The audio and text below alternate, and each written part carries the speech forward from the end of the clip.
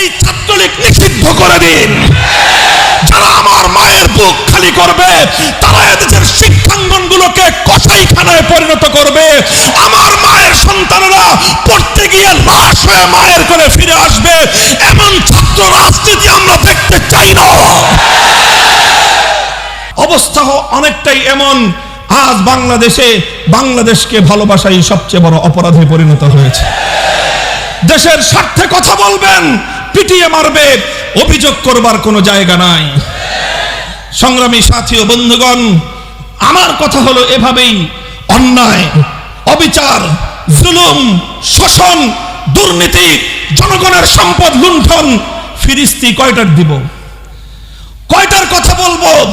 তানহামা দাগ দাগ সুদ, পুম্বা কুজা কুজা নেহাদ, সারা শরীর ক্ষত বিক্ষত, মলম আর পট্টি আমি কয়খানে লাগাবো? এভাবেই চলবে। মুসলমানদের জনপদ, মুসলমানদের দেশ যতদিন পর্যন্ত কোরআন সুন্নাহ খেলাফতে রাশেদের শাসনের দিকে ফিরে না যাবে, গণতন্ত্র দিয়ে মুক্তি আসবে না, সমাজতন্ত্র দিয়ে জনগণের অধিকার প্রতিষ্ঠা হবে না, কোন তন্ত্রমন্ত্র জাতির মুক্তি আনতে পারবে না। সঙ্গে কূটনৈতিক সম্পর্ক ছিন্ন করেন, এর জন্য যদি ইউরোপীয় ইউনিয়ন আমাদের উপর কোনো অবরোধ আরোপ করতে চায়, ইউরোপীয় ইউনিয়নকে বৃত্তাঙ্গুলি প্রদর্শন করেন।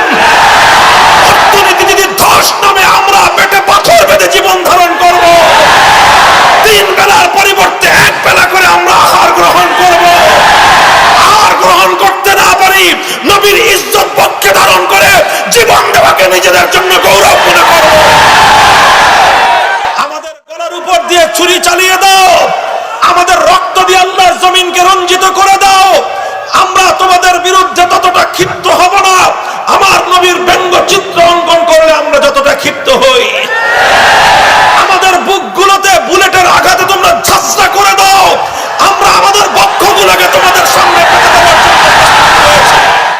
মুসলমান হওয়ার যেই হও, জুলুম করবা, ইসলাম আমাকে জুলুম বরদাস্ত করার শিক্ষা দেয় নাই। তুমি হিন্দু হও, মুসলমান হও, জুলুম করতে আসবা, তোমার হাত ভেঙে দিতে শিক্ষা দিয়েছেন আমার নবী। আমার সরল প্রাণ মুসলমানদের সন্তানদেরকে বিবর্তনবাদ শিক্ষা দিয়ে নাস্তিক প্রজন্ম গড়ে তুলবার চেষ্টা করছো। যখন আমরা দেখি তোমরা এমন এক সংস্কৃতি বাস্তবায়ন করার চেষ্টা করছো, যেই সংস্কৃতির বিরুদ্ধাচরণ আমরা না করলে আগামী দিনে প্রতিটি মুসলমানের ঘরে ঘরে বিভিন্ন মূর্তির আখড়া গড়ে উঠবে। এই দৃশ্য দেখবার পর খোদার কসম খেয়ে বলি, চুপ থাকা নিজের জন্য বৈধ মনে করি না। মনে রাখবেন, যদি এভাবেই ধর্মপ্রাণ মুসলমানদের তাদের আবেগ অনুভূতি ইসলামের অকট্য বিধানকে উপেক্ষা করে আপনারা এভাবেই যদি একটার পরে একটা ইসলাম বিরোধী কার্যকলাপ পরিচালনা করতে থাকেন, আপনাদের সাথে এদেশের ধর্মপ্রাণ মুসলমানদের স্থায়ী বৈরিতার সম্পর্ক তৈরি হবে। স্থায়ী বৈরিতার সম্পর্ক তৈরি হবে। এদেশের ধর্মপ্রাণ মুসলমান প্রতিটি ক্ষেত্রে আপনাদের বিরুদ্ধে অবস্থান নিতে বাধ্য হবে। নির্বাচনের সময় আপনাদেরকে রুখে দেওয়ার জন্য মাঠে নামতে আমরা বাধ্য হব। প্রধানমন্ত্রী, ওরা আপনার দুশমন, সরকারের দুশমন, ওরা বাংলাদেশের দুশমন। যারা আজকে কনফারেন্স বাতিল করবার পায়তারা করেছে, ওরা বাংলাদেশের শত্রু, ওরা ইসলামের শত্রু, ওরা বাংলাদেশ সরকারের শত্রু, ওরা রহমাতুল্লিল আলামিনের শত্রু, ওরা আল্লাহর নবীর দুশমন। নরেন্দ্র মোদী যদি আসতে চায়, একটা করে ঝাঁটা আর একটা করে জুতা, দুটো করে 18 কোটি বাঙালির 36 কোটি জুতা ঝাড়ুর পাড়ি দাও, নরেন্দ্র মোদী সোজা হয়ে যাবে।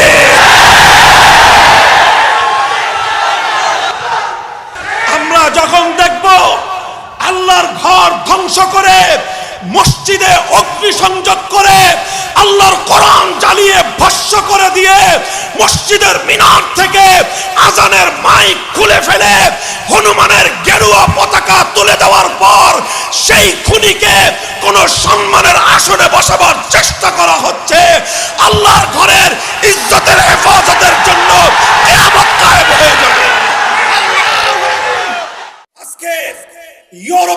দানবীয় শক্তি ফ্রান্স আমার নবী ইজ্জতের উপর আঘাত করে নবীর কার্টুন অঙ্কিত করে রাষ্ট্রীয়ভাবে সারা দুনিয়ার 250 কোটি মুসলমানদের বিরুদ্ধে যুদ্ধের ঘোষণা করে দিয়েছে। ফ্রান্সের ইসলাম বিরোধী যুদ্ধের বিরুদ্ধে, মানবতা বিরোধী যুদ্ধের বিরুদ্ধে, আল্লাহর পয়গম্বরের ইজ্জতের উপরেই চরম আক্রমণের বিরুদ্ধে মধ্যপ্রাচ্য আজকে ফুঁসে উঠেছে। কুয়েত, কাতার সহ অনেক মুসলিম দেশ রাষ্ট্রীয়ভাবে, জাতীয়ভাবে তাদের দেশ থেকে ফ্রান্সের সমস্ত পণ্য বয়কট করে ফ্রান্সকে একটা উচিত জবাব দেওয়ার পরিবেশ তৈরি করেছে। আমি জানতে চাই, এই 18 কোটি মুসলমানের বাংলাদেশ, 97% মুসলমানের বাংলাদেশ, শাহজালাল শামাকদমের বাংলাদেশ, হাজী শরীয়তুল্লাহ আহমদ শফীর বাংলাদেশ থেকে ফ্রান্সকে উচিত জবাব দেওয়ার মতো, সমুচিত বার্তা দেওয়ার মতো তাওহীদি জনতা বেঁচে আছে না মরে গেছে? মুহতারাম হাজিরিন, আল্লামা আহমদ শফী নাই, কিন্তু ইনশাআল্লাহ যেভাবে 2013 সালে মহাশূন্যতা পূরণে আল্লামা আহমদ শফীর আবির্ভাব হয়েছিল, আবারও ইনশাআল্লাহ আমরা রাজপথে নামবো, কাদিয়ানীদের অমুসলিম ঘোষণার দাবি আদায় করেই ঘরে ফিরবো ইনশাআল্লাহ। এটা থাকবে আমাদের নসিহত, এটা থাকবে আমাদের করজোড় আবেদন। আর যদি আমাদের এই নসিহত, আর যদি আমাদের এই আবেদনগুলো, আমাদের এই নিবেদনগুলো আপনাদের কর্ণকুহরে পৌঁছতে ব্যর্থ হয়, তাহলে এদেশের তাওহীদি জনতাকে নিয়ে এই মূর্তি সংস্কৃতিকে রুখে দেওয়ার জন্য গোটা বাংলাদেশ ব্যাপী তাওহীদি জনতা আবার শাপলা চত্বরে যাবে।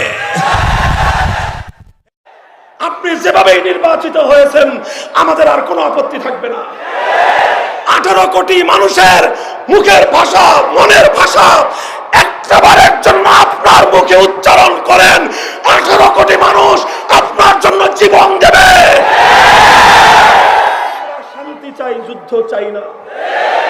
আমরা সম্প্রীতি চাই, লড়াই চাই না। আমরা বন্ধুত্ব চাই, শত্রুতা চাই না। কিন্তু মনে রাখবে, যদি আমাদের বন্ধুত্বের হাতে তুমি গাদ্দারির রক্ত লাগিয়ে দিতে চাও, সম্প্রীতির জায়গায় যদি সাম্প্রদায়িকতার আগুন জ্বালিয়ে দিতে চাও, 80 কোটি মুসলমান গজওয়াতুল হিন্দের হাতিয়ার নিয়ে জিহাদের ময়দানে নামবে, জিহাদের ময়দানে নামবে। এজন্য সোজা হয়ে গেছে মাথার টাম। কার মোটকে দিবেন? কার কার কার মোটকে দিতে চান? আপনার গর্দানটা কত মোটা? গর্দান কত মোটা জানতে চাই। ঘি খেয়ে ঘাড় মোটা বানাইছেন। এই গর্দান, মোটা গর্দান দিয়ে কাজ হবে না। যদি ভাষা, নম্র ভাষা ব্যবহার করতে না জানেন, সভ্যতা ভদ্রতার শিক্ষার যদি অভাব থাকে, আপনার মন্ত্রিত্বের ঘাড় এদেশের মানুষ মোটকে ছাড়বে ইনশাআল্লাহ। কাজেই ওলামায়ে কেরামকে চোখ রাঙ্গায়ে কথা বলে লাভ নাই।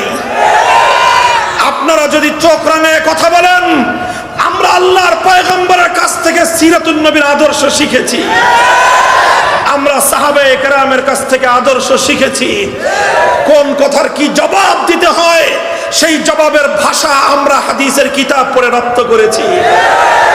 মন্ত্রী সাহেব, জাতির সঙ্গে কোন ভাষায় কথা বলতে হয় আপনার বাবা শিক্ষা দেয় নাই।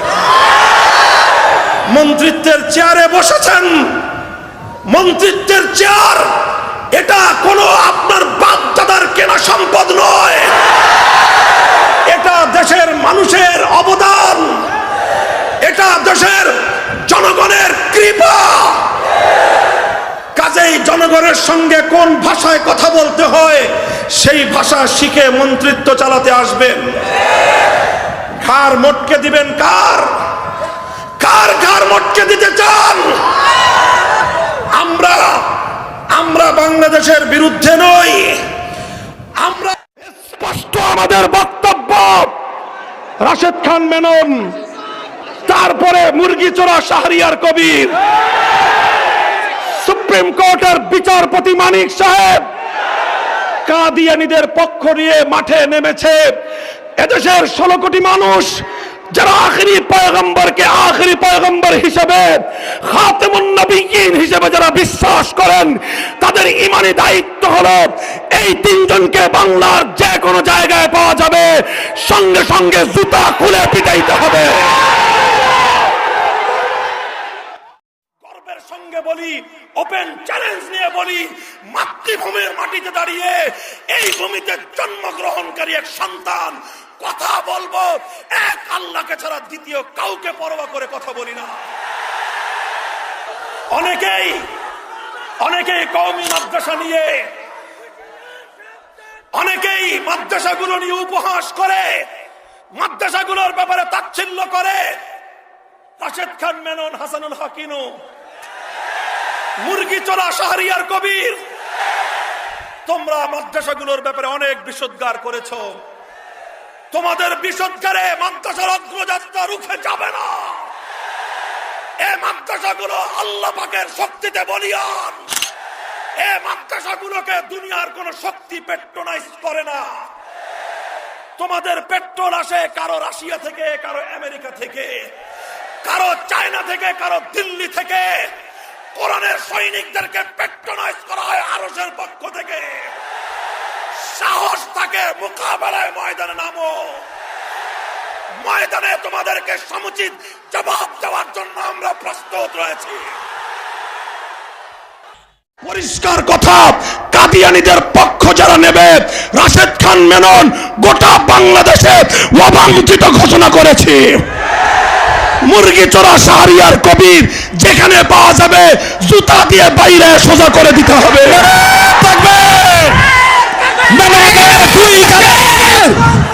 জুতা মারো তালে তালে, শাহরিয়ার কবিরের 2 গালে জুতা মারো তালে তালে, জুতা মারো তালে তালে।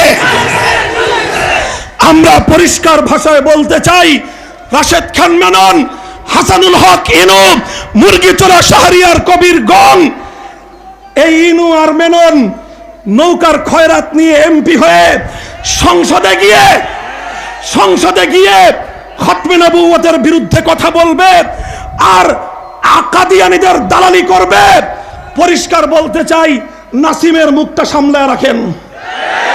বসেন বসেন, কথা হবে আজকে পরিষ্কার। এটা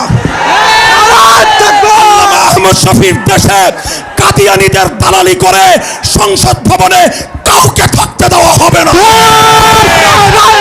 যদি আরেকটা যুদ্ধের প্রয়োজন হয়, আবার শাপলা চত্বরে যেতে কারা কারা প্রস্তুত? আমার যে আরজু, আমার যে আকাঙ্ক্ষা, আমি দুর্বল মানুষ, আমল টামল বলতে তেমন কিছুই নাই। জিন্দগির 1 শতাব্দী অতিক্রান্ত করে জীবনের পৌরত্বের দ্বার প্রান্তে উপনীত এ পর্যায়ে এসে শুধু আজ আমার আগামী দিনের সন্তানদের কাছে এই আবেগ আর এই আরজু আমি ব্যক্ত করতে চাই। আমি অনেক বড় বুজুর্গ নই, অনেক আমলওয়ালা কেউ নই, অনেক এলেমওয়ালাও কেউ নই, তবে আমার হৃদয়ের আকাঙ্ক্ষা হলো আমার নাম যুগের ওই সমস্ত আলেমদের কাতারে লিপিবদ্ধ হয়ে যাক, যে কাতারে ইমামে আজম আবু হানিফার নাম ছিল, যে কাতারে ইমামে মালিকের নাম রয়েছে, যে কাতারে ইমাম আহমদ ইবনে হাম্বলের নাম রয়েছে, যে কাতারে ইমামে বুখারীর নাম রয়েছে, যে কাতারে সুফিয়ানে সাউরীর নাম রয়েছে, যে কাতারে ইবনে তাইমিয়ার নাম রয়েছে, যে কাতারে শাইখুল হিন্দ মাহমুদ হাসান দেওবন্দির নাম রয়েছে, যে কাতারে শাইখুল ইসলাম হুসাইন আহমদ মাদানির নাম রয়েছে, যেখানে শাইখুল হাদিস আল্লামা আজিজুল হকের নাম রয়েছে, যেখানে শাইখুল হাদিস আল্লামা জুনায়েদ বাবুনগরের নাম রয়েছে, তাদের কাতারে শামিল হওয়ার জন্য শাহাদাতকেই নিজের জীবনের চরম পাওয়া হিসেবে বিবেচনা করেছি।